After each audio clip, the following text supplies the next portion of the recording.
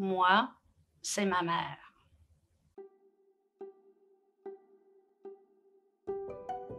Bonjour, je m'appelle Micheline. Je suis proche aidante de ma mère qui a 97 ans, qui vit dans une résidence pour personnes âgées. Ma mère s'appelle Gabrielle. Elle vient d'une famille nombreuse. Évidemment, ses frères et sœurs sont presque tous décédés. Il lui reste un seul frère qui est pas mal plus jeune qu'elle.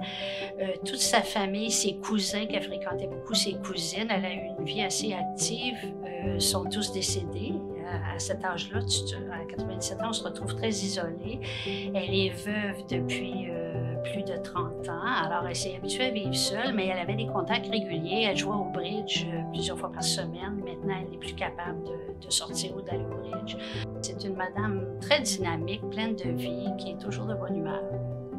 Le rôle de proche aidant, je ne pense pas que c'est un rôle qu'on choisit. C'est toujours quelque chose qui arrive tranquillement dans un cheminement où tranquillement tu aides la personne qui vieillit ou qui est malade, parce que ça peut être quelqu'un qui n'est pas nécessairement plus vieux mais qui est malade. C'est insidieux, ça commence, on y va avec des petits services qu'on rend, amener la personne à des rendez-vous, aller tranquillement et puis finalement ça demande de plus en plus de temps, mais on s'organise avec l'horaire et puis on jongle avec le temps, puis c'est correct.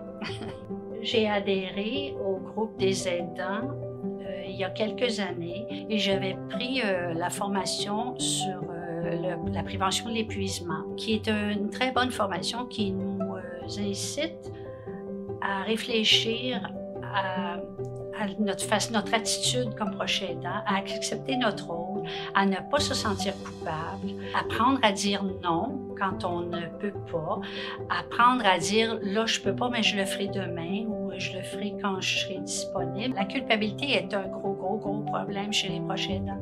Le premier conseil que je donnerais à toute personne qui aide un conjoint, un parent, c'est de réaliser qu'on est un proche aidant. Parce qu'il y a beaucoup de gens qui disent « Oh non, moi je ne suis pas un proche aidant, je n'ai pas besoin de support, j'ai tout ce qu'il me faut, ça va bien. » L'épuisement est toujours là. Il faut se prendre conscience qu'on est un proche aidant. On peut se tourner vers des organismes et aller chercher de l'aide.